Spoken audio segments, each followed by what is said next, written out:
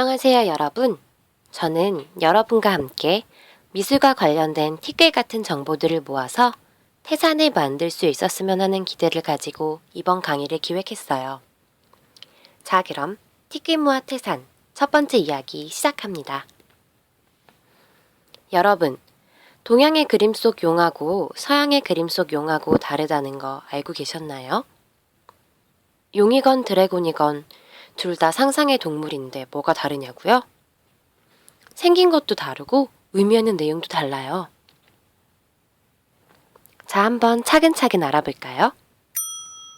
우선 동양에서의 용은 신령스러운 동물 중에 하나예요. 여러 가지 세상을 휘두를 수 있는 능력을 가지고 있기 때문에 왕의 상징으로도 여겼죠.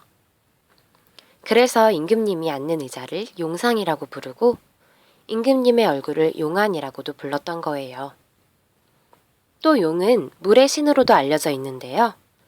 가뭄이 들 때 비를 내려달라고 하는 제사를 드리기도 하고 바닷가에 사는 어민들이 바다의 평온을 위해 용왕제를 지내기도 했어요. 이런 용의 그림을 집안에 걸어두면 나쁜 귀신을 쫓아준다고 믿기도 해서 용이 그려진 그림이 많답니다. 이번엔 서양의 용을 알아볼까요? 용은 기독교에서 악마의 상징으로 여겼기 때문에 서양에서는 옛날부터 용을 나쁜 존재로 표현했어요. 불을 이용해 사람들을 괴롭히는 악의 괴물로 그리곤 했지요. 이렇게 대체적으로 동양에서는 용이 긍정적인 이미지인 반면에 서양에서는 부정적인 이미지로 여겨졌어요. 그럼 이제 그림 속으로 들어가서 살펴보도록 할까요? 아까 보셨던 그림들과 같이 동양의 용은 신비스러운 기운을 가지고 화면의 중앙에서 주인공의 역할을 하면서 화면을 가득히 채우고 있는 형태예요. 하지만 서양의 용은 선으로 대표되는 성서 속 성인이 악을 상징하는 용을 물리치는 그림이나 사람을 공격하는 무서운 모습으로 그려지는 그림이 많아요. 자, 더 자세히 살펴볼게요. 동양의 용은 어떻게 생겼는지 생김새부터 알아볼까요? 용의 모습 여기저기에 어디서 본 듯한 모습들이 들어있지 않나요? 중국 문헌에서 보면 용은 여러 가지 동물을 합쳐놓은 모습을 하고 있다고 해요. 우선 뿔은 사슴뿔의 모습을 하고 있고요. 머리는 낙타의 머리 모양을 하고 있대요. 귀는 소의 귀처럼 생겼고요. 눈은 동그랗게 뜬 토끼 눈과 비슷하게 생겼다고 하네요. 또 매의 발톱을 가지고 있으면서 비늘은 잉어의 비늘과 같은 모양을 하고 있어요. 동양의 용은 이렇게 구름과 함께 그려져서 하늘을 날고 있는 모습이나 바다와 함께 그려지는 경우가 많아요.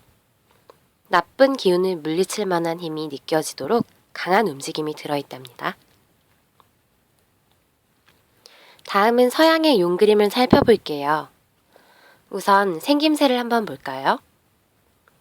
뭔가 착한 인상도 아니지만 그렇다고 힘있는 얼굴 모양도 아니네요. 두려워하고 있는 모습 같기도 하고요. 아, 그리고 서양 용의 가장 큰 특징은 날개가 있다는 거예요.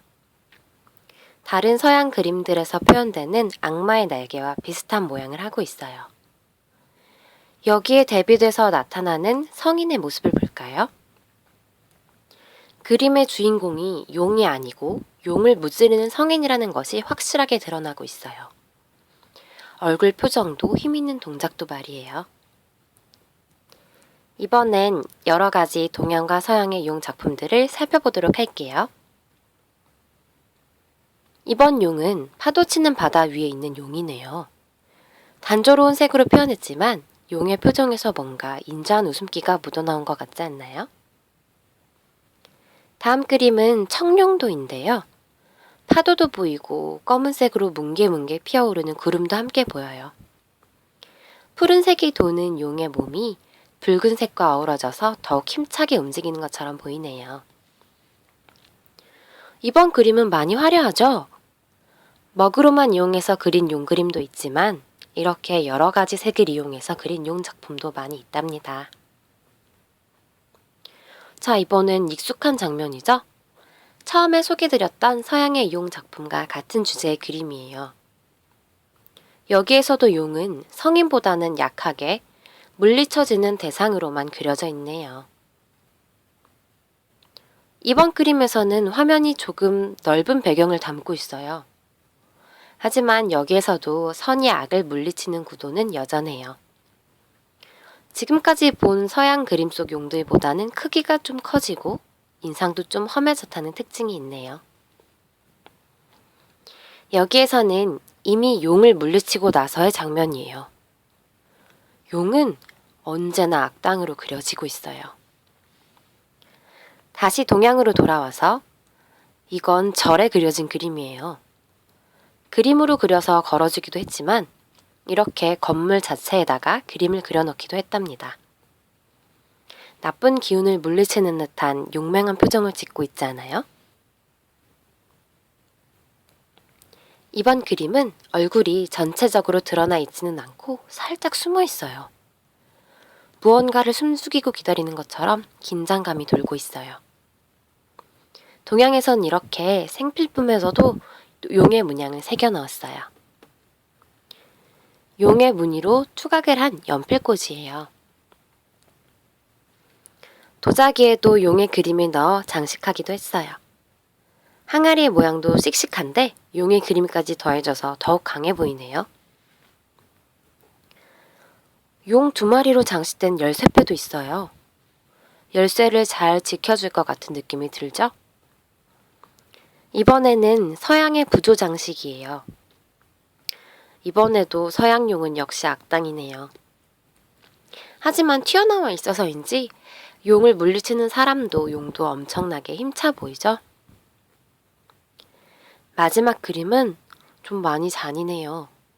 심장이 약하거나 비위가 약하신 분들은 빨리 넘겨주세요. 이 그림은 서양에서 받아들이는 용의 악한 모습이 잘 담겨 있는 것 같아요.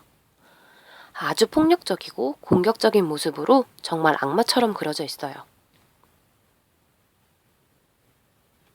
자, 이렇게 해서 동양과 서양의 서로 다른 용들의 모습을 살펴보는 오늘의 티끌은 이렇게 마무리하겠습니다. 다음에 또 만나요.